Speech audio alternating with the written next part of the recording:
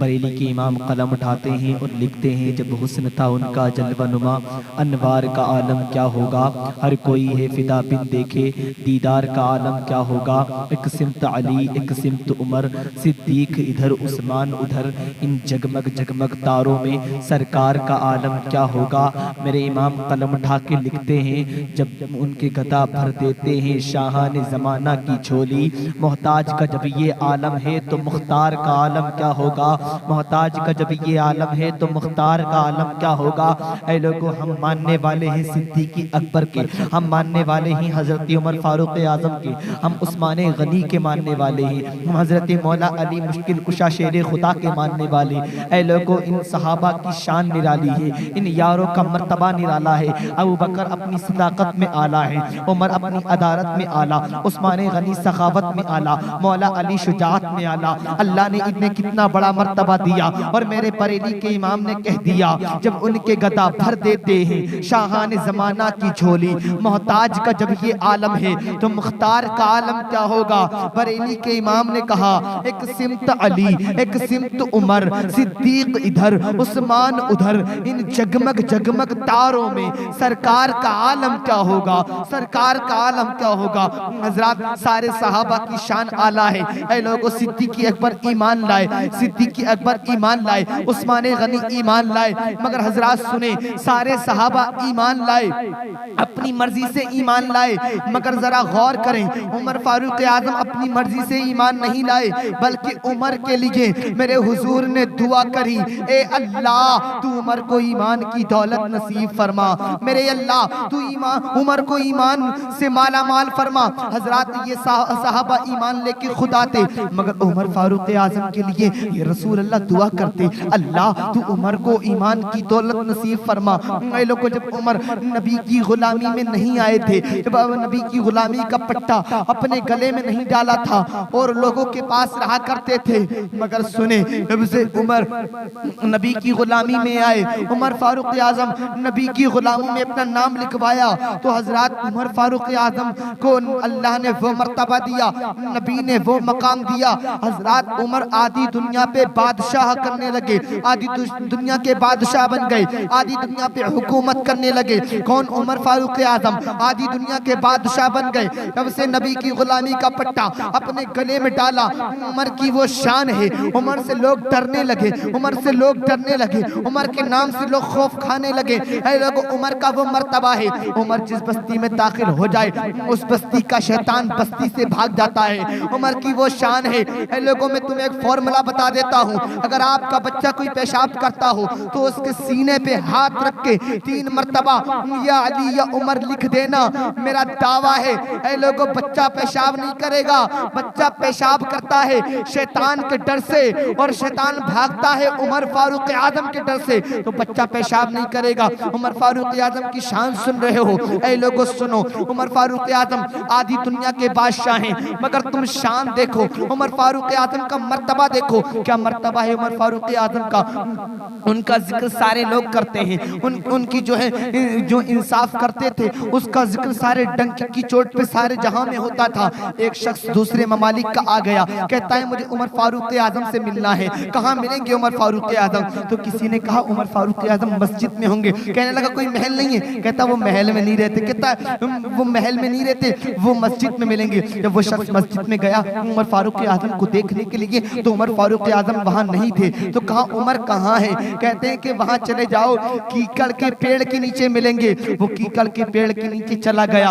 उमर अपने जो है एक पत्थर को अपने सर का तकिया बना के जो पेड़ के नीचे सो रहे हैं, आधे जिस्म पे जो है धूप है, आधे जिस्म पे छांव है, उमर सो रहे हैं। उमर को देख के दूसरे ममालिक का शख्स रोने लगा, उमर को देख के दूसरे ममालिक का शख्स रोने लगा और कहने लगा, रोते रोते कहने लगा, कहता है मैंने बड़े बड़े बादशाह देखे, मैंने बड़े बड़े हुक्मरान देखे, कोई टैबलेट खा के सोता है, कोई कैप्सूल लेके सोता है, उसे नींद नहीं आती। उमर को देखा है, उमर को देखता हूँ कि इंसाफ करके सोया है तो धूप में पेड़ के नीचे नींद आ गई। धूप में पेड़ के नीचे नींद आ गई, पत्थर पे उमर फारूक आजम सो रहे हैं। ऐ लोगों, वो रोकर कहने लगा बादशाह हो तो ऐसा, नबी का गुलाम हो तो ऐसा। ऐ लोगों, उमर फारूक आजम इस कदर इंसाफ करते थे, उनकी शान इतनी निराली थी। ऐ लोगों, आज लोगों को नींद नहीं आती है, उमर फारूक आजम इंसाफ करके सोते तो पत्थर पे नींद आ जाती। सुभान अल्लाह, कितनी बड़ी, कितने बड़े हम उनके मानने वाले हैं, उनके मानने वाले। ऐ लोगों, जो आदि दुनिया पे बादशाहत करते हैं, वो सुनो हजरत उमर फारूक आजम की शान। उमर फारूक आजम का जमाना है, उमर फारूक आजम के जमाने में क्या शान है। ऐ लोगों, उमर फारूक आजम के नाम से जवान भी थरथराते हैं, बड़े भी थरथराते हैं, बच्चे भी थरथराते हैं। उनका नाम सुन के सब कांपने लगते हैं। उमर को अल्लाह ने वो पावर दी, उमर का नाम ही इतना काफी है। हजरत उमर की तलवार जब निकलती तो लोग थर थर थर थर थर कांपने लगते थे। उमर की वो शान है। मगर देखें, उमर का दौर है, हजरत उमर फारूक आजम का दौर है। उनके दौर में एक लड़का एक लड़की का पीछा करता था, रोज उसके पीछे जाया करता था, रोज उसको फॉलो किया करता था, उसका पीछा करता था। लड़की ने एक दिन देखा, 2 दिन देखा, 3 दिन देखा। लड़की ने उसको रोकने के बाद पूछा, तू रोज मुझे फॉलो करता है, रोज मेरा पीछा करता है, आखिर तू मुझसे क्या चाहता है, आखिर तू चाहता क्या है, तेरी ख्वाहिश क्या है, तू मुझे रोज फॉलो करता है। तो उस लड़के ने कहा, मैं तुझसे बेपनाह मोहब्बत करता हूँ, मैं तुझसे दिल से इश्क करता हूँ और मैं तेरी मोहब्बत चाहता हूँ। तो उस लड़की ने कहा, मेरे लिए तू क्या कर सकता है? कहता है, वक्त आने पर जान भी दे सकता हूँ। उस लड़की ने कहा, तू जान दे सकता है? तो लड़की ने कहा, जान देने की जरूरत नहीं है, तू जान मत दे, तू ऐसा कर, उमर फारूक आजम के पीछे 40 दिन नमाज पढ़ ले और मैं तेरी मोहब्बत को कबूल कर लूंगी। उस लड़की ने कह दिया, मैं तेरी मोहब्बत को कबूल कर लूंगी, तेरे प्यार को एक्सेप्ट कर लूंगी। मगर हजरत जरा देखें, अब इसने कहा बड़ी छोटी सी शर्त है, उमर के पीछे 40 दिन नमाज पढ़नी है, उसके बाद में ये मेरी मोहब्बत को कबूल कर लेगी। ऐ लोगों, इसने शर्त को मंजूर कर लिया और शर्त को मंजूर करने के बाद ये अपने घर चला गया। अब फजर का वक्त हुआ,